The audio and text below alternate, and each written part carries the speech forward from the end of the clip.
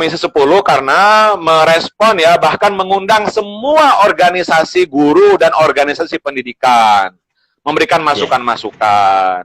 Nah, termasuk afirmasi itu kami menyampaikan juga ke Komisi 10 dan langsung ke Dirjen Guru gitu ya. Nah, kan afirmasi juga diberikan akhirnya kan, walaupun afirmasinya bagi P2G ini belum memprioritaskan guru-guru yang sudah lama mengabdi, harusnya dibuat klaster, tidak dipukul rata.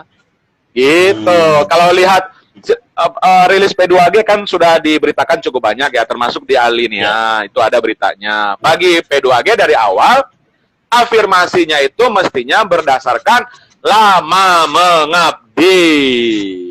Ya, yang kedua, mesti memprioritaskan K2, karena kategori 2 itu ya pasti lama mengabdi. Karena mereka sudah mengabdi sejak sebelum tahun 2005. Ya, guru honorer kategori 2 namanya. Ya, guru K2. Tapi ternyata dengan 2 tahapan P3K ini belum menyerap semua P3K. Semua K2.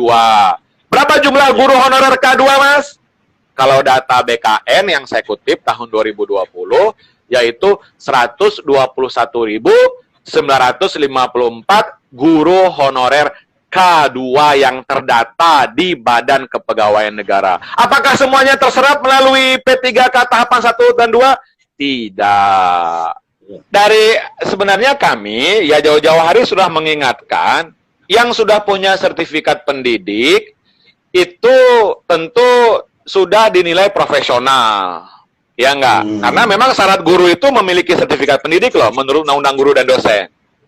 Nah, tetapi karena kondisi kita ini belum ideal, dalam proses rekrutmen guru P3K, bagi yang sudah punya sertifikat pendidik, dan mereka sudah lama mengabdi, ya itu wajar mereka langsung lulus.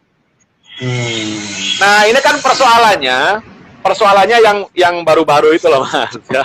Yang baru 3 tahun gitu ya, atau yang baru selesai PPG, kan ada guru-guru kita yang baru selesai PPG prajabatan gitu ya, belum fresh graduate, baru lulus, kemudian mengikuti PPG prajabatan, belum punya pengalaman mengajar misalnya, tapi sudah punya sertifikat pendidik, kan juga berhak mengikuti P3K kan, karena P3K itu untuk semuanya kan, termasuk yang swasta juga.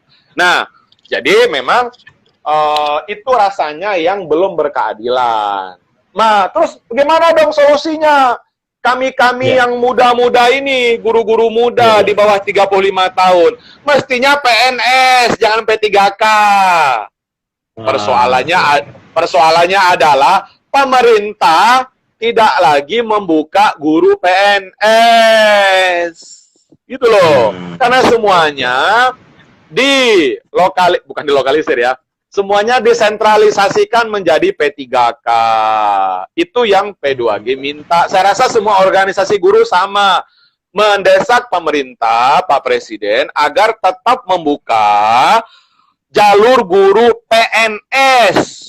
Itu loh. Karena PNS itu untuk yang berusia di bawah 35 tahun. Kalau P3K,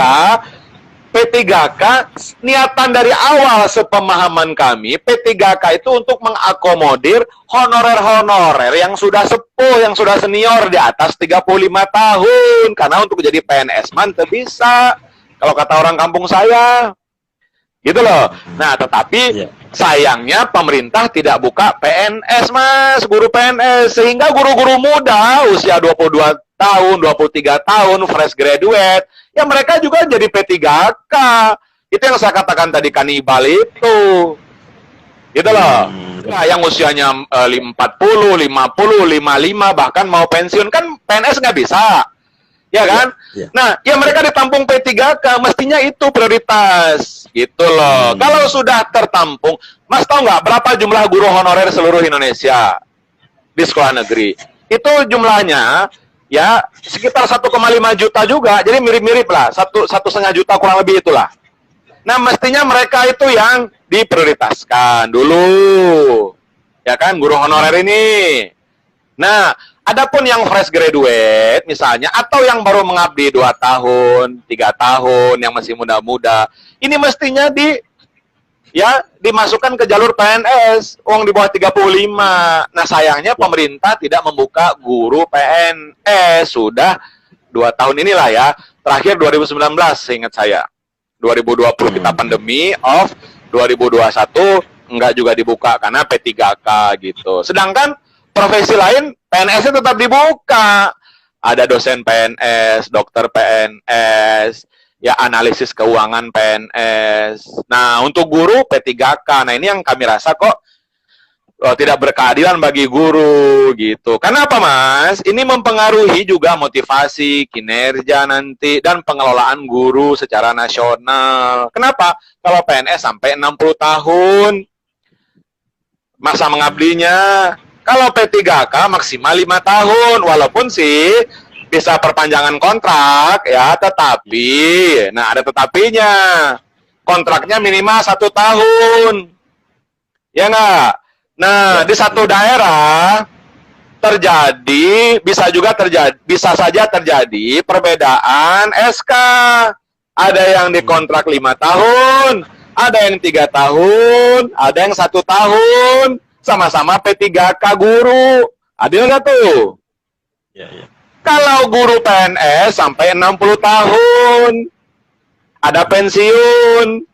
Nah, makanya ini ya PR besar gitu ke depan. Kami sih berharap ya nanti Pemda, kan sekarang sudah mulai pemberkasan nih Mas, untuk tahapan pertama. Sudah membuat daftar riwayat hidup.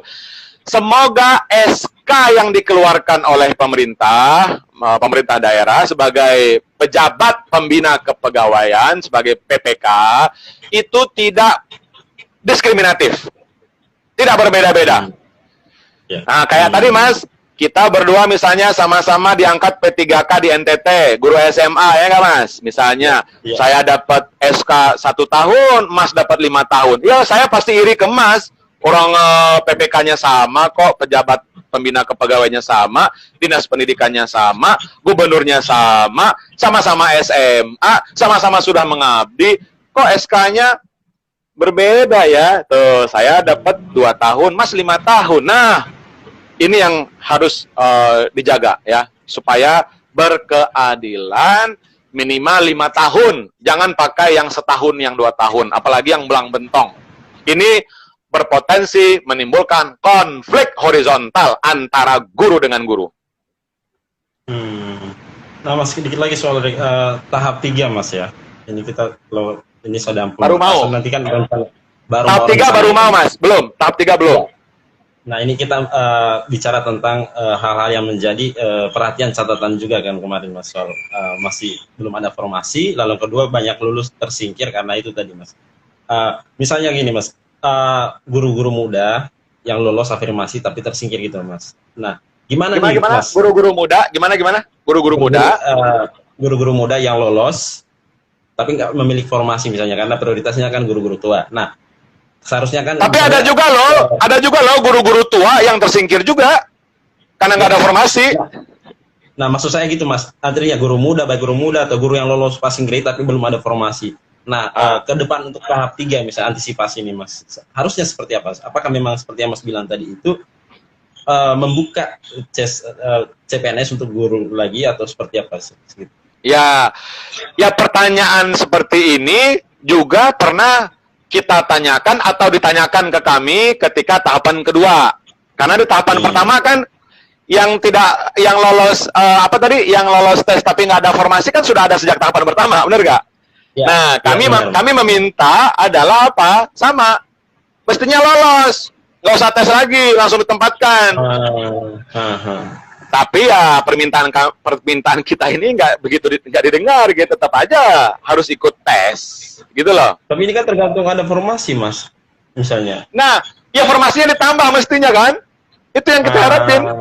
Kenyataannya apa?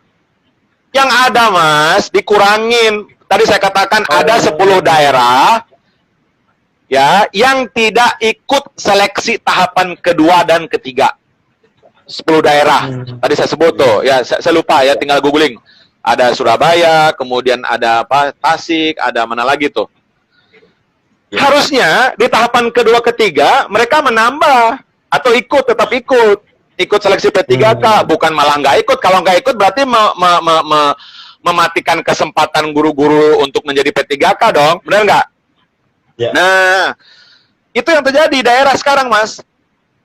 Gitu. Jadi kami berharap lagi-lagi ya tadi ya, kalau memang daerah dan pemerintah pusat itu berpihak kepada guru, khususnya guru-guru honorer, ya mestinya mereka menambah formasi, memaksimalkan formasi, dan membuka formasi alias ikut seleksi P3K gitu. Ingat, saya ulangi lagi, tahapan pertama ada sekitar 36 daerah yang nggak ikut P3K. Tahapan kedua, ya, dan mungkin ketiga nanti ada 10 daerah yang sudah menyatakan nggak ikut. Kalau Sumatera Utara itu di tahapan pertama tuh nggak ikut dia tuh, ya, di tahapan pertama tuh. Nah, jadi yang kedua tentu solusi jangka panjangnya, wahai Pak Presiden, kami tetap berharap agar pemerintah pusat membuka jalur seleksi guru PNS agar kekurangan guru ASN ini tidak semuanya diisi oleh P3K, karena P3K itu solusi jangka pendek, bukan jangka panjang. Yang kedua, solusi yang kedua atau yang ketiga dari kami, mengingatkan kepada pemerintah termasuk DPR balik kembali ke Undang-Undang Guru dan Dosen. Di dalam pasal Undang-Undang Guru Dosen nomor 14 tahun 2005, pasal 22, 23, di situ disebutkan bahwa pemerintah dapat saja melaksanakan rekrutmen guru ikatan dinas. Jadi PNS statusnya kayak dulu STAN, tahu ya STAN ya, kayak STAN atau sekolah ikatan dinas yang langsung PNS.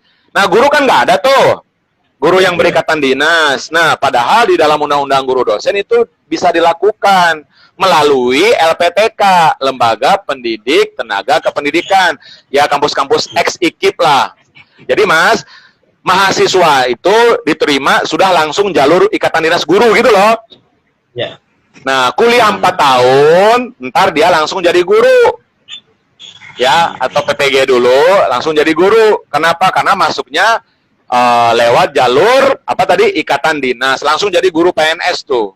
Nah, itu kan mestinya bisa menjadi solusi jangka panjang. Tapi, sepanjang selama usia Undang-Undang Guru Dosen, sejak tahun 2005 sampai 2021 ini, pola guru ikatan dinas melalui LPTK itu belum dijalankan oleh pemerintah. Padahal ini bisa menjadi solusi atas kekurangan guru ASN di sekolah negeri. Bahkan sudah ketahuan itu dari awal niatnya memang jadi guru, Mas. Tuh, ya karena untuk menjadi guru tidak hanya berbicara formal administratif, dia kuliah S1, SPD, dan seterusnya. Tapi ada passion, Mas, yang penting diukur juga tuh, passion. Dia pengen jadi guru karena nggak ada kerjaan lain. Jangan-jangan begitu. Iya nggak? Pengen jadi guru, pengen masuk kampus pendidikan karena nggak diterima di kampus murni. Ya sudahlah, guru aja lah. Menjadi guru honorer karena nggak ada kerjaan lain. Terus kata orang tuanya, kan di masyarakat kita seperti itu ya. Udahlah, kamu ngehonor aja di SD, ngajar aja SD, entar juga diangkat sama pemerintah. Tuh mindset masyarakat kita masih kayak gitu. Jadi, sepanjang mindset seperti itu, sistemnya masih membuka sekolah merekrut guru honorer, sampai Ken Arok hidup lagi, permasalahan guru honorer akan berulang-ulang terus, sampai kapanpun pemerintahannya berganti.